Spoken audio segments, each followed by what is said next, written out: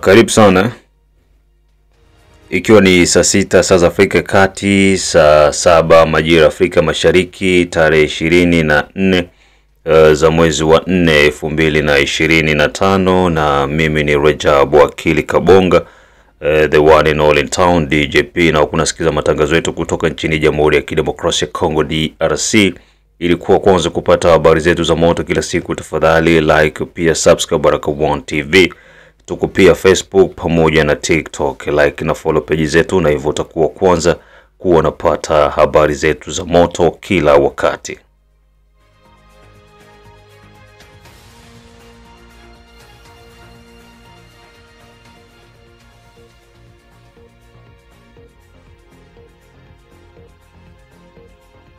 Ndugu zangu, mtu asiwadanganye. Mapigano ambayo yalifanyika juzi kati ya FARDC, kati ya wazalendo dhidi ya magaidi wa M23 ni mapigano ambayo yalikuwa yako na faida kubwa sana kwa wazawaza. Ili ni kitu ambacho tunatakiwa tuwe tunakiweka akilini, na tusiwe tunakuwa wepesi kuweza kusaidia manipulation, kwa sababu kuna wale watu ambao sio watu wazuri, ambao wako na damu ya kiadui, ambao wako wanaingiza chokochoko dhidi ya wazalendo, huku wakitangaza maneno ya uongo kabisa. So wazalendo waliwapiga vibaya M23, na maiti zilikuwa zinanyanyulika kutoka Bukavu wanazivusha Rwanda. So imekuwa ni jambo moja ambalo tukiwaambia sisi ambao tunajua mambo jinsi yako yanaenda, na wale wengine ndugu zetu ambao wanafanya kazi na M23 wanakuwa wanatengeneza uongo ili kuwajaza nyenye. Lakini ukweli ni kwamba tutazungumzia na mazingira ambayo yamefanyika, kipondo ambacho magaidi walikipata na jinsi wanavotapatapa mpaka sasa hivi. Swala la pili pia ambalo tutagusia kuhusiana na jinsi makubaliano ambayo yamefanyika huko Qatar.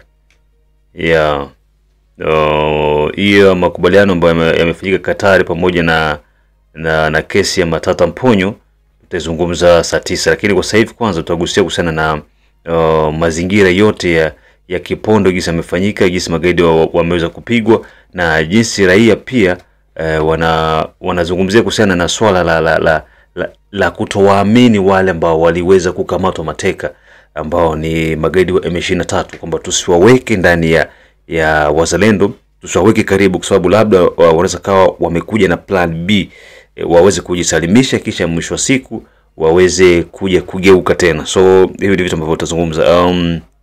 Ndugu zangu, kitu kimoja, Operation Saidia Mzalendo bado iko inaendelea, na nitoe tu kwamba shukrani kwa wale wote ambao wako wanachangia Baraka1 TV kwa lengo la Operation Saidia Mzalendo. Sio kwamba unachangia Baraka1 TV, hapana, unachangia kwa ajili ya Operation Saidia Mzalendo. Sisi B1 TV tulichangiwa kwa masuala ya mixer pamoja na laptop. Ndio tunashukuru sana. Tumeona kazi kubwa ambayo mmefanya, tunashukuru kwa hilo. We are very very very very reconnaissant kwa kazi kubwa ambayo mmeweza kufanya kote ambako mnakuwa mnatusikiliza. Big up sana kwa hilo. Lakini operation hii lengo lake ni kuweza kumsaidia mzalendo chakula pamoja na mahitaji muhimu. Unajua vita iko kali sana, na kila siku tunalalamika kwamba tunakosa chakula pamoja na mahitaji muhimu, na raia nyinyi ndio ambao mnaweza kufanya chini juu ili muweze kuchangia kwa kuwasaidia wazalendo. So big up kwa wote, na pia usiweze kutembelea B1 channel 2 ili uweze kutanana na matukio mbalimbali ambayo yako yanaendelea DRC. Na pia ndugu zangu ni kwamba siwezi kupita bila kukosa kuwapa big up Kizabe Ayeba, Ejide Kizenga Tembele, big up sana. Shabani Seleman, King Sele, King Sele, the king, the only one king in the US. Diedone Buto to, yeah bro, I really appreciate you. Yeah, Diedone Buto to, tajiri mtoto huyu. Big up sana kwa Biondo kila mamawe. Bwana tuko tunapoteana ndugu yangu Biondo kila mamawe.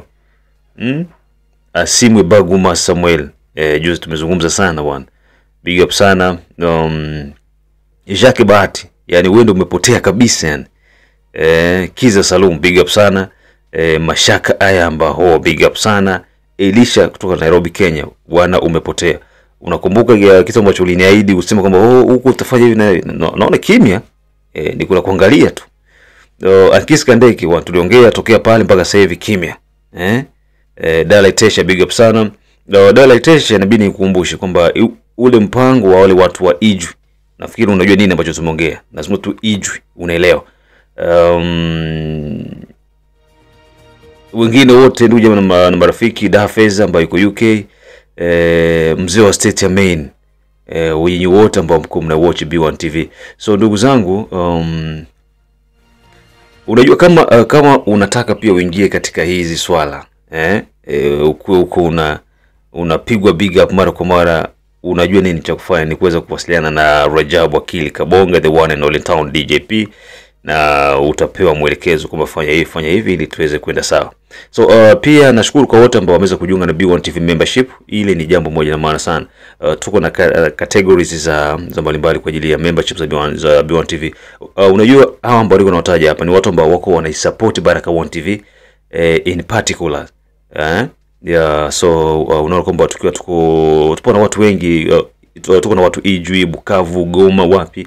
So hawa wote inabidi kuwa na wakale jinsi ya kuwa na wajerema faso moja. Sasa watu ambao wako napiga big up ni hawa ambao niko na wazungumzia hapa. So tunashukuru sana kwa kazi ambayo mko mnafanya na kufanya tuzidi kusonga mbele.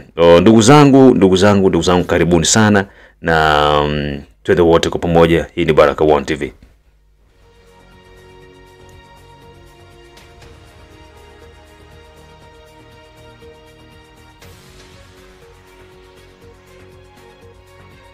Sasa kutokana na mazingira ambayo yako yanafanyika, machunio ambayo yako yanafanywa na wazalendo dhidi ya magaidi wa M23, ni swala ambalo sisi kama wazalendo hatuna mashaka nalo.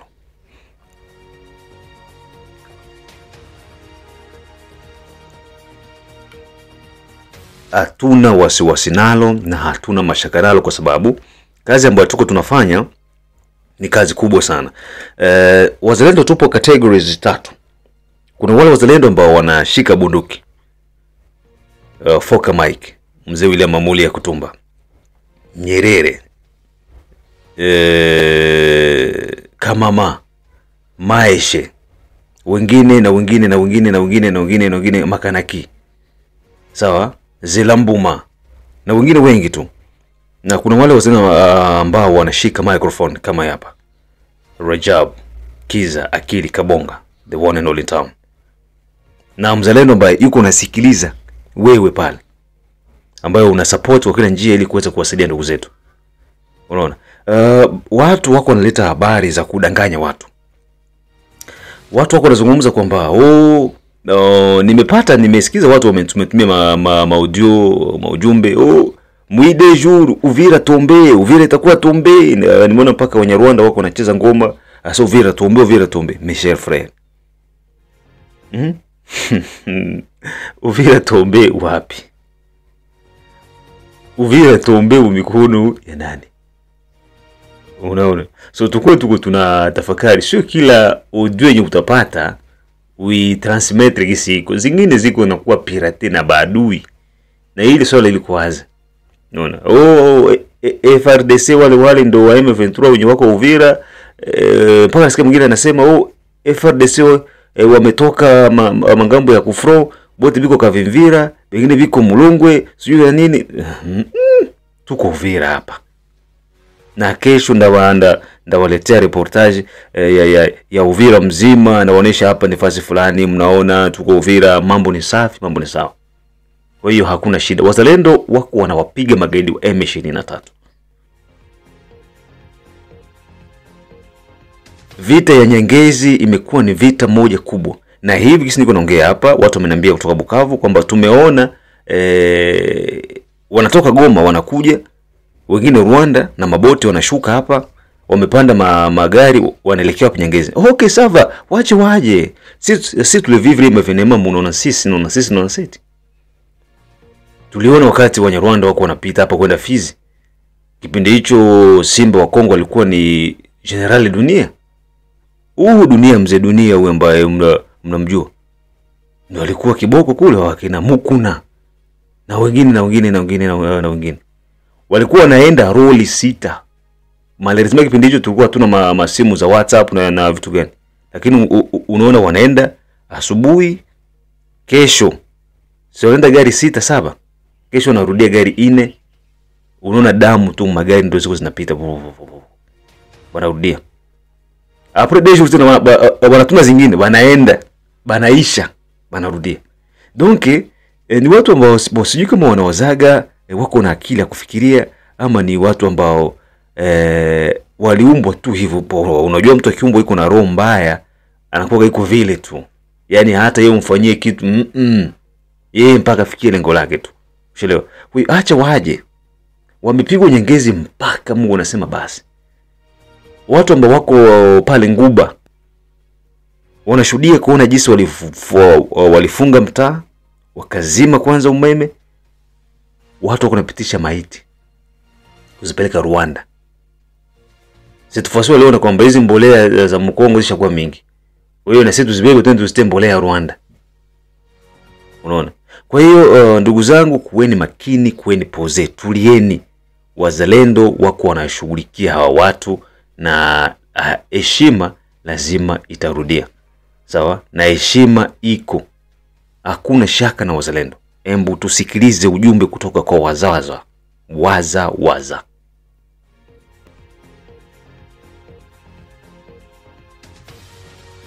Ni habari kwa wakongomani wote Makatena.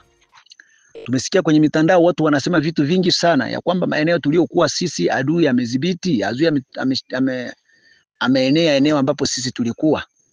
Nitapenda uelewe ya kwamba habari hii uipate kwa makini zaidi sana. Najua adui tulimpiga vibaya sana na vikali sana hapo Nyangezi. Najua kuna familia nyingi Rwanda, Kongo wapo kwenye vilio kabisa leo hivi, matanga ni nyingi sana upande wa adui. Hata adui aliishiwa kabisa, aliona zile nguvu zilitoka wapi. Yaani nguvu tulianza nazo asubuhi mpaka ndio nguvu tulimalizia nazo jioni. Hii nakwambia, uliza watu waliokuwa pale, hata adui anajua hii. Adui alitegemea kwamba akajua kwamba atapigana na sisi ili risasi zitaisha, lakini tulipambana naye kuanza mwanzo mpaka mwisho. Nguvu tulizoanza nazo asubuhi ndio tulimalizia nazo mpaka usiku. Vita vilifikiria mpaka saa 2 inakosa. Kwa hiyo sasa nitawaambia kitu kimoja ya kwamba tulipompiga adui wale waliojua adui walikuwa wengi sana, tena sana walisambaratika. Na wakati waliposambaratika ni lazima sisi tulifanya strategy kidogo ili tuangalie gisi adui anatembea. Sisi tunaitwa hapa na pale.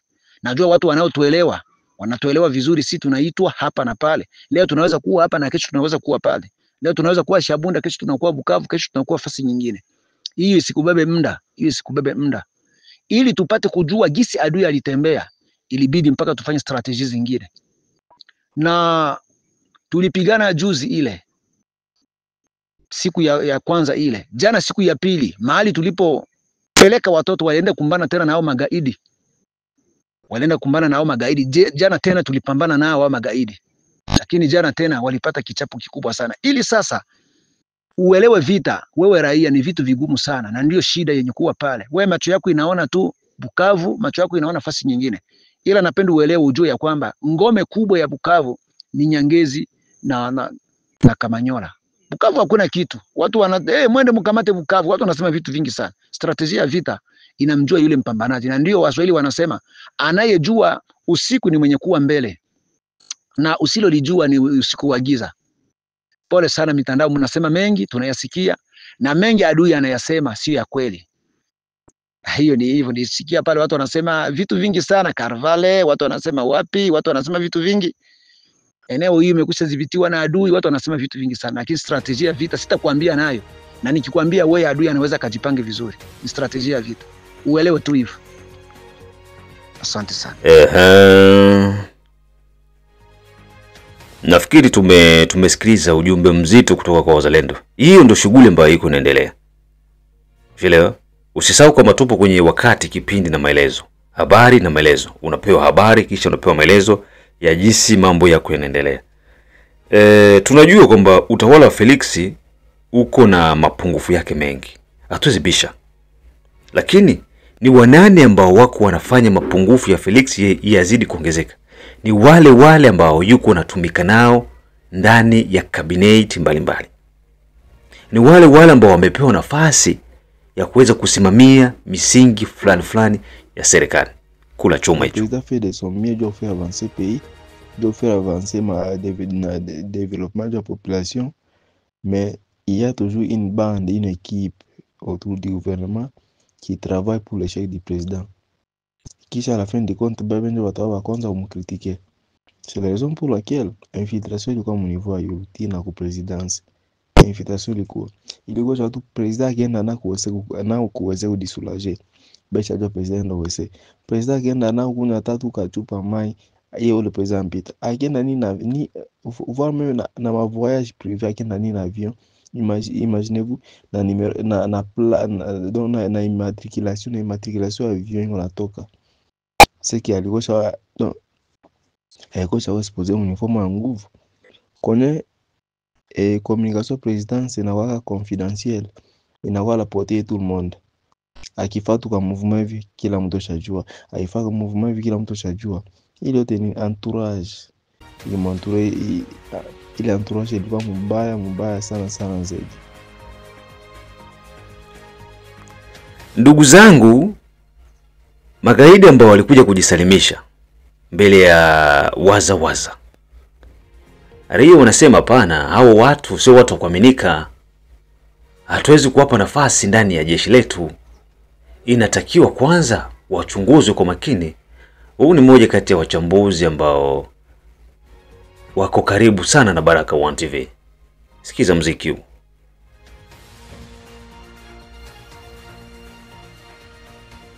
Pambana na wale wahalifu, wale ambao wamejisalimisha, waangalie mzuri, wawachunge mzuri. Sababu adui anapojisalimisha anaweza kuwa alichongwa. Bwana, mkiona mambo yanakuwa mazito, nyie mnajiunga mara moja. Muone gisi ya kujua playa wale wenye walibashika. Wasijipige kifua na kushangilia aseme tumewapata. Hapana. Adui anakuwa kigeugeu, ni kameleo, anageuka kama dakika yenye ujui. Anawauzisha wakati hamjui. Wafungule macho kabisa, wafungule macho. Basipige mikono. Kama wanashika wale watu, wanabashika kweli, na wanabatosha mu province, wanabasukuma mu province za mbali. Baende bakuwe forme mule, wabatoshe mu ile ideologie ya kirebelio. Bakuwe mo ideolojia ya inchi. Njo vile bako wanafanya. Hapana ukumukamata aseme bamuchunge, babakie naye, bamuangalie. Hakuna kumuangalia. Banaenda babatafutie fasi ya ukuwa banabalundika wale wenye walijisalimisha. Kama ni maskari, batajua aseme huyu ni askari Kongole mwenye alikuwa na baba, huyu ni mkongomani mwenye alijiungaka nabo. Banajua gisi ya kumubeba, banaenda kumubeba fasi ingine. Basi mutie karibu na wale wenye walimushika pana. Njo vile mawazo yangu ya asubuhi ya leo ninasema kwa ajili ya wale wenye walishikwa ngambo ya Kabamba. Tunashukuru pia kwa FRDC huko ngambo ya Walikale kwa kazi ambao wanayoifanya. Alakini si hatujue kama Katare kunaweza toka kitu chochote cha kuletea nchi ya Kongo amani. Katare haiwezi kutupatia amani mu nchi ya Kongo. Ile ni avantire ya gouvernement pamoja na wale wa M23 bako wanafanya tu kudistraire tu batu kama wako wanatafuta amani. Amani haitatoka Katari. Sisi tunaamini ya kwamba amani yetu sisi wa Kongomani itatokea wakati wazalendo wanapigana na kugomboa miji inayoshikiliwa na adui.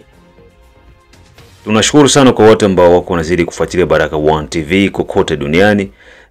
Sisi tunashukuru sana na tunatoa pole sana kwa Katoliki, narudia tena, kwa kuweza kupotelewa, kuondokewa na Papa wa Roma. Ni jambo ambalo limewagusa wengi. Mzee alikuwa mzee makini sana na mwenye kujali sana. Alikuja kwetu DRC na kuzungumza na watu mbalimbali, na hivyo kuwapa watu matumaini. Tukutane majira ya saa 9. Saa 9 swala la Bukangalonzo Matata Mponyo, miaka 20 jela, miaka 10 ya kufanya kazi ngumu na miaka 10 nyingine atajijua. Na pia mazungumzo ambayo yamefeli Qatar yamerudia tena. Serikali ya Kongo imewauzisha wazalendo. Unaona nini ambacho tunamaanisha? Tukutanane saa 9. Serikali ya Kongo imewauza wazalendo. Tulisikia hapa mazungumzo feli yameisha. Wametoa komunikia pamoja, wanakubaliana.